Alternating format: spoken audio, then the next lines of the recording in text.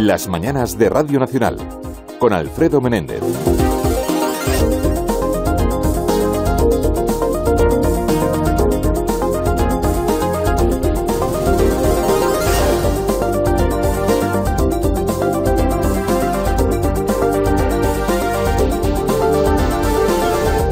Seis minutos pasan de las 9, de las 8 en Canarias, analizando la actualidad de este viernes 17 de julio con Carmen Morodo, con Graciano Palomo y con Alfonso Rojo. Tienen un teléfono 900-137-137 por si quieren participar en este programa en esta misma hora, que ahora comenzamos. Y con invitado aquí en el estudio es Alberto Garzón, candidato de Izquierda Unida a la presidencia del Gobierno. Alberto Garzón, ¿qué tal? Buenos días. Hola, muy buenos días. Muchas gracias. Gracias por acompañarnos. A vosotros. ¿Qué espera de...? Lo hemos tenido como tema de tertulia. Hoy Artur Mas acude a la Zarzuela para entrevistarse con el rey Felipe VI. ¿Qué espera de esta reunión que nos provocaba ciertos, no sé si, análisis morbosos de qué podrán hablar, qué se podrán decir? Bueno, yo creo que no va a trascender el contenido real de la conversación y que en última instancia estamos ya en tiempo de campaña electoral. Por lo tanto, lo que vamos a tener va a ser pues a Artur Mas haciendo campaña y dando pues consigna para que los catalanes y las catalanas voten en función de lo que a él le interesaría, ¿no? Desde luego. Por lo tanto, yo creo que no vamos a tener ahí gran claridad. Uh-huh. ¿Le ha dolido que el número uno de esa lista de Convergencia y Esquerra sea un ex eurodiputado de Iniciativa per Catalunya? ¿O eso duele o no? No, doler no. Lo único que sí que sorprende, ¿no? Me parece bastante contradictorio que una persona que se ha caracterizado por defender listas y candidaturas de izquierdas durante más de 10 años, en el caso del Parlamento Europeo, fue eurodiputado durante 10 años por una lista como es la de Iniciativa, y con nosotros, además en alianza, de repente aparezca defendiendo una lista que tiene como propósito poner a Mas de presidente y uniendo lo que son los principios teóricamente de izquierdas con el nacionalismo de derechas, que yo creo que no es posible unirlos. Dentro de los bloques que parece que se están dibujando está el de los independentistas, el de los constitucionalistas. Le pide una valoración desde Izquierda Unida. ¿Dónde nos colocamos? Bueno, nosotros estamos en Cataluña en una coalición que se está formando ahora mismo, que se trata de una candidatura de unidad popular, una candidatura unitaria, a imagen y semejanza de lo que fue Barcelona en Comú, en el caso catalán, pero también ahora Madrid o Zaragoza en Común, en la que están presentes pues sujetos sociales y fuerzas políticas de la transformación social. Esta Iniciativa, estamos nosotros, está Procés Constituyent, está Podemos, y se trata de una candidatura que lo que está teniendo muy claro es que aunque hay un problema no resuelto en términos de identidad nacional catalana, que es lo que da lugar a todos estos debates sobre independentismo sí o no, también hay otra serie de problemas igualmente importantes que no están resueltos y que tienen que ver con el carácter social y con el carácter económico de la cuestión. Al fin y al cabo hay que insistir una y otra vez en que gente como Mas se dice independentista y defensor del pueblo catalán, cuando son ellos los que recortan en sanidad pública a los catalanes y son ellos los que en última instancia provocan y facilitan desahucios también a personas que son del pueblo catalán. En ese sentido, creo que nuestra candidatura pues puede ser muy exitosa, y de hecho ya hay encuestas que plantean que podría tener la victoria, no la victoria en número absoluto de votos, pero sí con unos ciertos pactos, igual que el Barcelona en Común.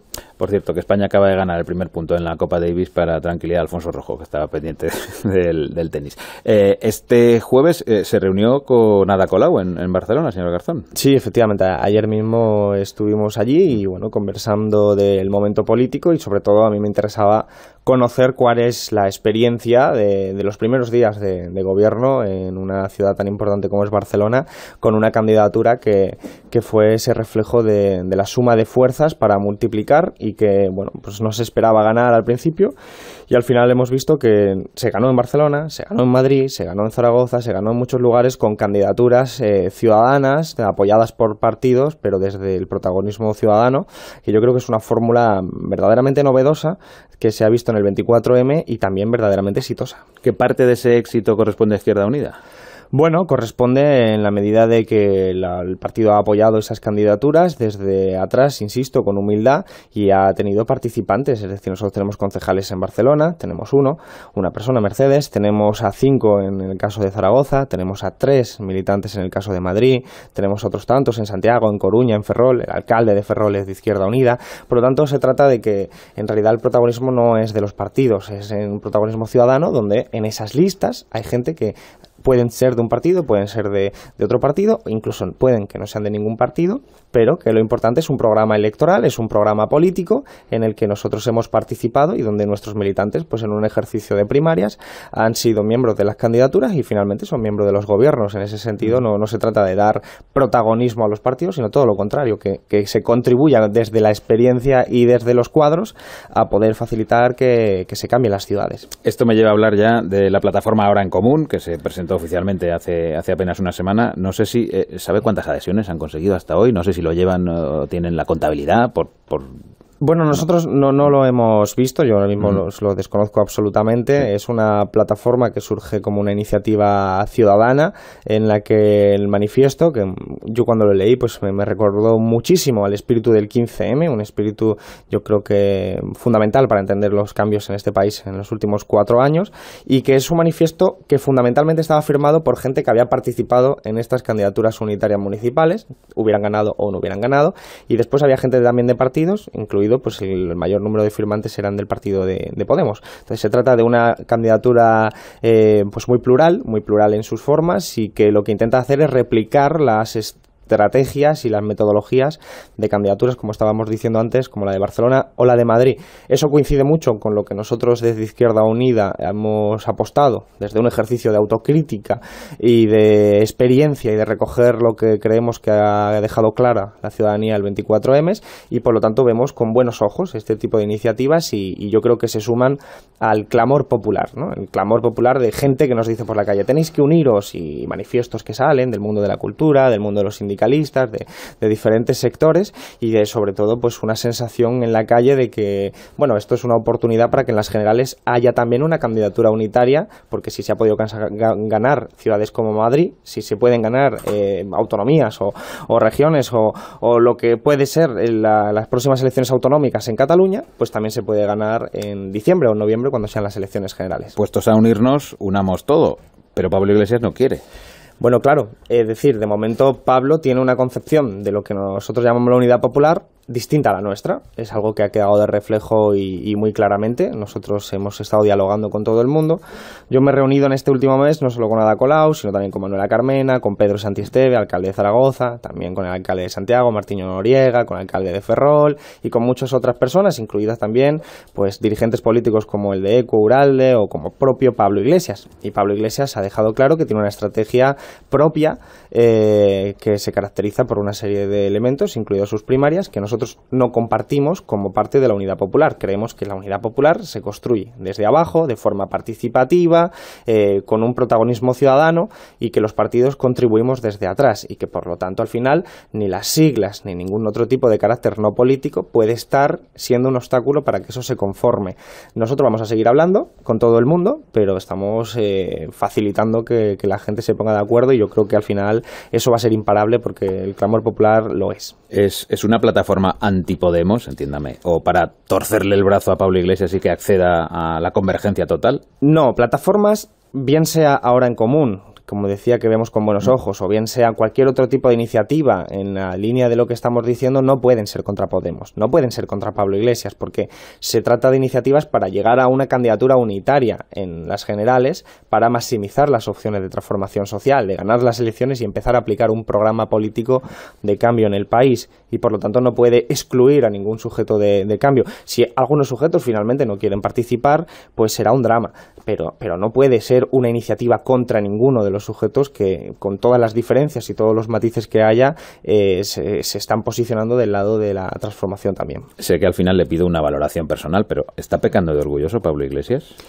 Bueno, yo no entro en ese tipo de valoraciones, yo entro en valoraciones de naturaleza política. Yo tengo muchas diferencias con el compañero Pablo, muchas diferencias de naturaleza política en torno a, bien, qué hay que hacer, y bien cuál es la estrategia más adecuada para resolver los problemas de la ciudadanía, que es lo que nos importa.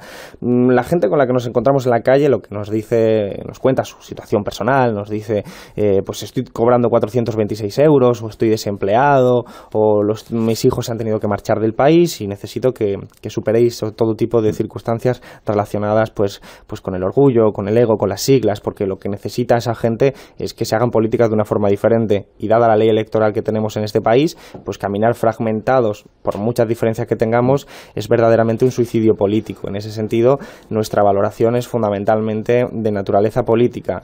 Queremos cambiar el país, sabemos que somos muy diferentes a Podemos en muchos ámbitos, pero entendemos que tenemos mucho más en común, no solo con Podemos, sino con muchas otras formaciones sociales, movimientos ciudadanos, movimientos sociales, con los que ojalá nos pusiéramos de acuerdo en 10, 15 puntos de programa y pudiéramos ir a unas elecciones donde la gente pues pudiera votar con la misma ilusión que votó en las municipales en muchas de las ciudades. Pero a veces enfrente se encuentran, y esto sí que es valoración personal, no sé si con cierto desdén les llaman, o dice Pablo Iglesias, no, Izquierda Unida es el pitufo gruñón.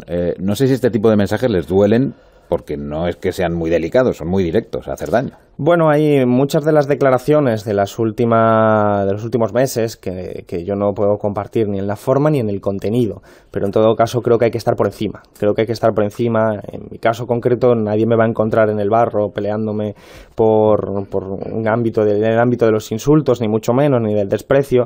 Creo que hay que entrar en la política y ennoblecerla, y creo que de lo que nos tenemos que preocupar es de cómo transformamos este país y cómo cambiamos las circunstancias y cómo ponemos debates como el económico, como el político, como el democrático encima de la mesa para que la ciudadanía opte por ello. Ahí sí vamos a encontrarnos en un debate, y le aseguro que en un debate con Pablo sobre muchas cuestiones económicas vamos a tener enormes diferencias y también enormes puntos de encuentro y común. Ahí es donde sí me gustaría entrar. En todo tipo de debates distintos, desde luego nosotros prescindimos porque creemos que ahora mismo el momento histórico nos obliga a pensar en lo más importante. ¿Le ha sorprendido ver a Tania Sánchez en esta candidatura foto-imagen de este jueves o no, con Pablo Iglesias? Bueno, no me ha sorprendido porque he ido viendo el recorrido, he ido viendo lo que ha sido el camino que ha seguido desde que abandonó la formación de Izquierda Unida, en un hecho que nosotros valoramos pues con cierta tristeza porque siempre ocurre cuando alguien abandona una formación que creemos que es un instrumento útil para transformar la sociedad, pues siempre es una pena que compañeros y compañeras con los que has mantenido tanto tiempo de lucha pues decidan prescindir de ese instrumento, pero es una opción personal, lógicamente, hay que respetarla, lógicamente también hay que decir que no se comparte, no se puede compartir, porque para mí el instrumento de cambio no es Podemos, para mí el instrumento de cambio, sinceramente y honestamente, es la Unidad Popular, entendiéndola como la suma de esfuerzos de formaciones sociales, organizaciones políticas, para hacer lo que estamos diciendo que pasó el 24M, y todo lo demás queda en el ámbito personal. Si Tania Sánchez ha aceptado la llamada de Pablo Iglesias para ser parte de sus listas, desde luego, pues lo que espero es que nos podamos encontrar en el futuro lo más inmediato posible trabajando juntos y juntas, y desde luego desearle lo mejor.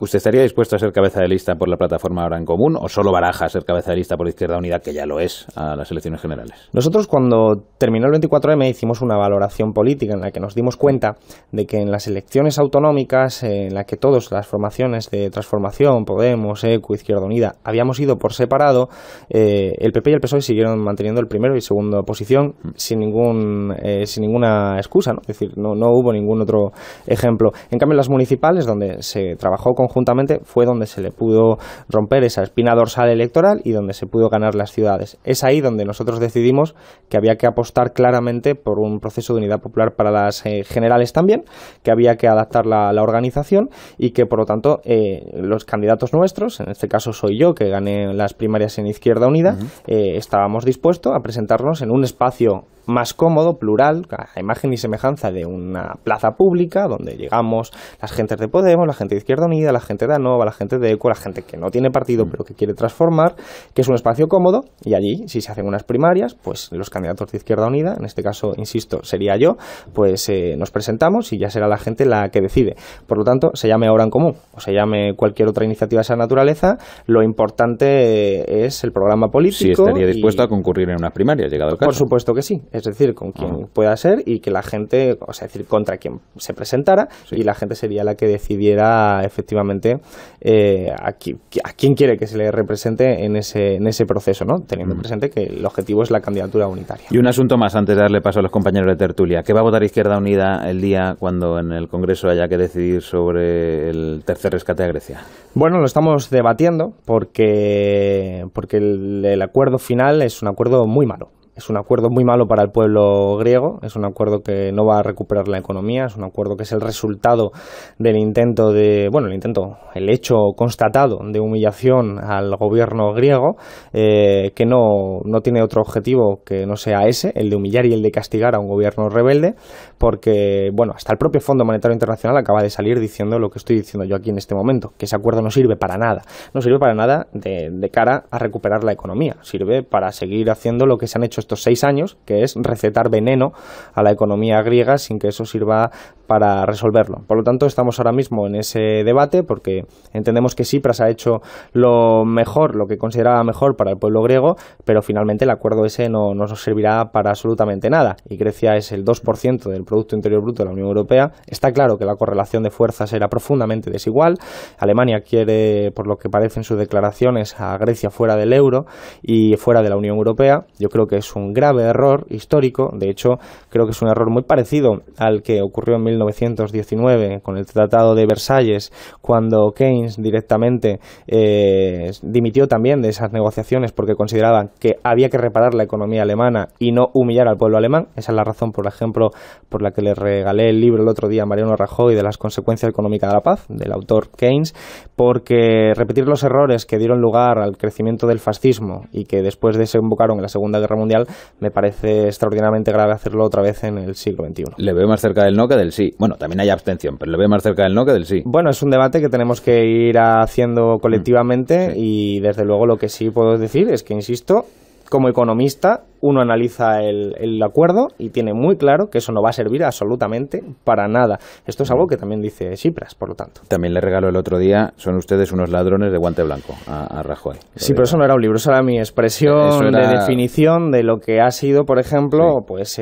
lo que hemos conocido la última semana, de que los españoles y las españolas hemos perdido 43.000 millones de euros que se dedicaron a salvar a la banca, que el gobierno de Rajoy siempre dijo que se iban a devolver y que ahora se han reconocido que nunca se van a recuperar. 43.000 millones de euros sacados de nuestros impuestos, de nuestros bolsillos, para rescate de una minoría social, y solo haciendo mención a estos 43.000 millones, sin tener que sumar otra serie de cantidades que durante estos 4 años, quienes hemos estado haciendo un seguimiento en el Congreso, al ministro de Economía y al ministro de Hacienda y al propio presidente del Gobierno, sabemos que esa cantidad es mucho mayor. Por lo tanto, cuando alguien quita dinero de los pobres y se lo da a los ricos, es la antítesis de Robin Hood, y por eso la definición de ladrones de guante blanco, que no significa que se haya hecho nada ilegal, ni mucho menos. Desgraciadamente es legal lo que ha sucedido en este país, es una gran estafa, pero es legal, pero requiere, yo creo, que calificativos acordes a esa realidad.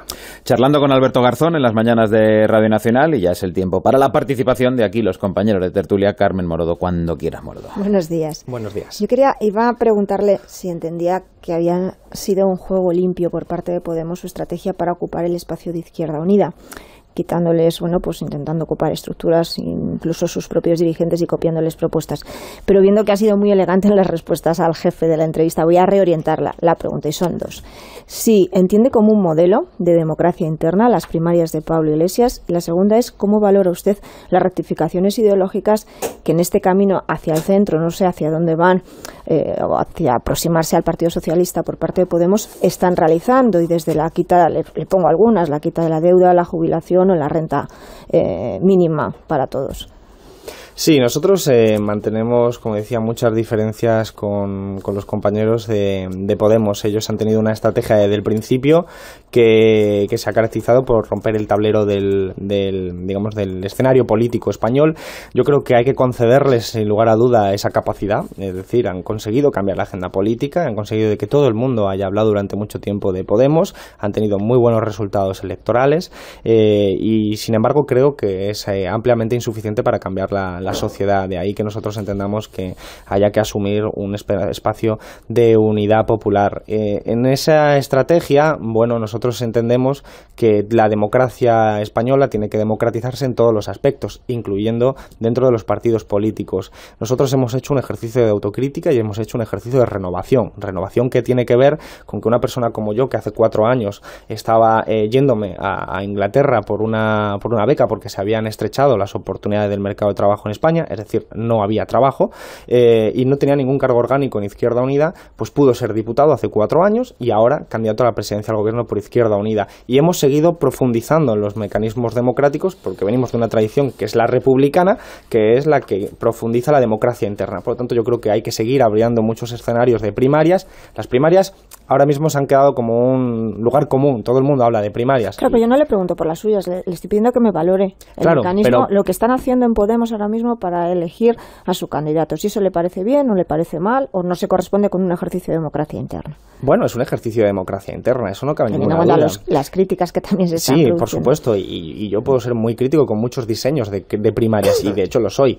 Lo que ocurre es que, por un lado, las primarias en abstracto no nos dicen nada, hay que diseñarlas y ver qué tipo de primarias son. Hasta el PP ya llega a hablar de cierto tipo de primarias y no se parecen en nada a las que hacemos nosotros, a las que hace Podemos o las que hace ECU o el Partido Socialista. Yo no puedo entrar en la valoración concreta del sistema de Podemos por puro respeto a sus propios procedimientos, pero me parece que es más democrático que el Partido Popular. Ahora bien, a nosotros nos parece que nuestros procedimientos son más democráticos que el último procedimiento que acaban de aprobar en Podemos, sencillamente por una valoración que deriva de esa visión política que tengo yo de la democracia interna. Y la otra cuestión es que un giro al centro ideológico creo que se corresponde normalmente en la historia con un objetivo electoral, que es el objetivo de intentar llegar a un espacio del centro, vamos a decir, que donde haya más votantes. Yo no lo comparto, pero bueno, esa es la estrategia de Podemos o de algunos dirigentes de Podemos, que es perfectamente legítima. Nosotros creemos que hay un escenario de ruptura democrática en este país, de izquierda, que además el propio Syriza en Grecia demostró. Syriza es coalición de izquierda radical, se llama así, y nunca ha abandonado ni los conceptos de izquierdas y ha conseguido ganar. Por lo tanto, creo que no es una necesidad moderar tu discurso para poder llegar al gobierno y poder empezar a transformar la sociedad con todas las dificultades que ello conlleva. En la emisora de Burgos tengo atendiendo a sus fincas y a sus negocios a Graciano Palomo. Cuando quieras, Graciano, ya te escucha Alberto Garzón. Muchas gracias, ya me gustaría. Señor Garzón, buenos días. Hola, muy buenos días. Mire, estoy escuchando con gran atención y su leitmotiv fundamental es la unidad popular, y hasta donde yo recuerdo fue en el Chile de los 70 de Salvador Allende donde tuvo éxito, pero usted lo intenta, exportar a España 45 años después, un país, de la Unión Europea. Esto como mero corolario a la pregunta que le voy a hacer. Me sorprende que gentes que se autotitulan de izquierdas, básicamente de izquierda radical o comunista, parece interesarle más el territorio, por muy pequeño que sea, como es el caso catalán, que abandonando una de las señas tradicionales de la izquierda desde su fundación, desde la formulación del movimiento comunista, que es el internacionalismo, ¿no? Me gustaría su comentario al respecto, porque a veces no casan. Y un mero comentario.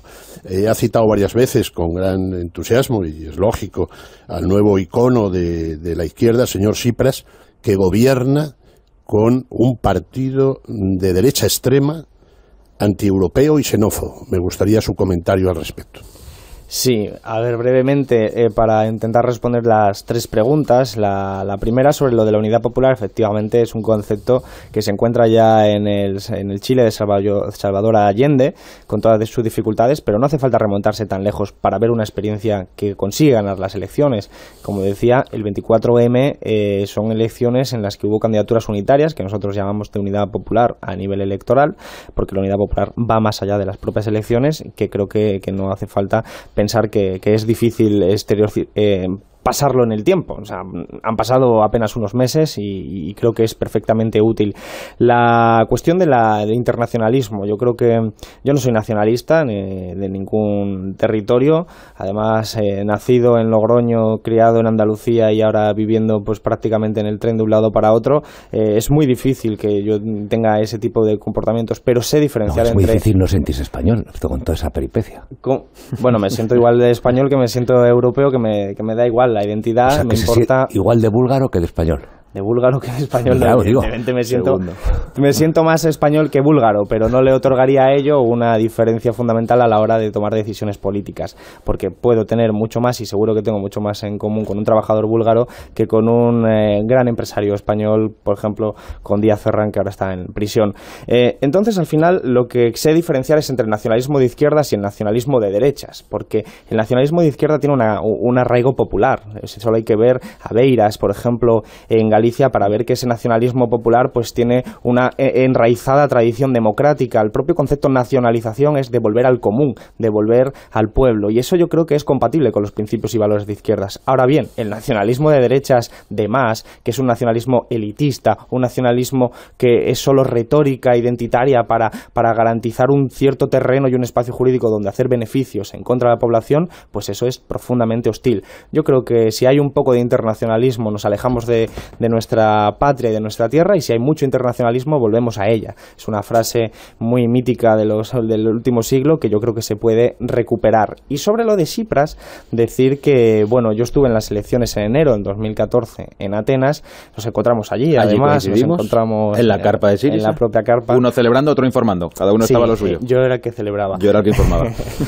Y al final, lo cierto es que nos llevamos una cierta desilusión, porque nos hubiera gustado una mayoría absoluta para poder tener una garantía suficiente de poner en marcha un programa íntegro de izquierdas, pero resultó que al final la correlación de fuerzas dio que necesitamos un cierto apoyo. Syriza necesitaba un apoyo para luchar contra la política de austeridad, y ese fue el centro de los acuerdos, la política de austeridad. No se habló de ninguna otra cosa más, y de hecho, como hemos visto, desde enero hasta aquí no ha habido ninguna circunstancia extraña, porque el verdadero partido de extrema derecha es el que ahora está teniendo mucha fuerza, que es Amanecer Dorado, fundamentalmente porque ahora esos son nazis. Son nazis directamente, efectivamente, sí. Y son los que ahora mismo están celebrando que Syriza no haya podido traer un acuerdo bueno para la economía griega. El que tenía las dudas de Bulgaria era Alfonso Rojo. Sí. No, es decir, el caso concreto de Amanecer Dorado, para los oyentes, son absolutamente contrarios a los acuerdos con la Unión Europea. Eran partidarios de la salida de Grecia. Creo que al decir nazi no hace falta ponerlo. Pero los nazis griegos eran absolutamente contrarios al acuerdo que se ha formado. No querían ningún otro acuerdo, ni querían ninguno. Yo querría hacer dos breves reflexiones y una pregunta. Pues breves y breve. Las reflexiones, yo estaba leyendo aquí lo que dijo usted el otro día, llamó a Rajoy ladrón, y dice de guante blanco. Dice presidente de un partido de ladrones que ha hecho nimio el cuento de Alibaba.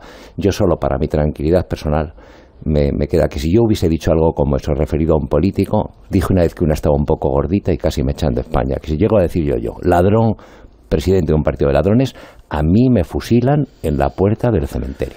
Segunda reflexión sobre lo de pueblo. Cierto que el pueblo, todo el mundo apela al pueblo. Es decir, no voy a apelar a ejemplos históricos, el Popolo de Italia de Mussolini, el Volksgemeinschaft de Hitler, el pueblo de Perón. O sea, que la derecha más extrema siempre apela al pueblo. Y voy a la pregunta. ¿Es cierto que Tsipras y Syriza heredan una situación catastrófica en Grecia? Que no son ellos culpables del desastre griego. Catastrófica. 35 años...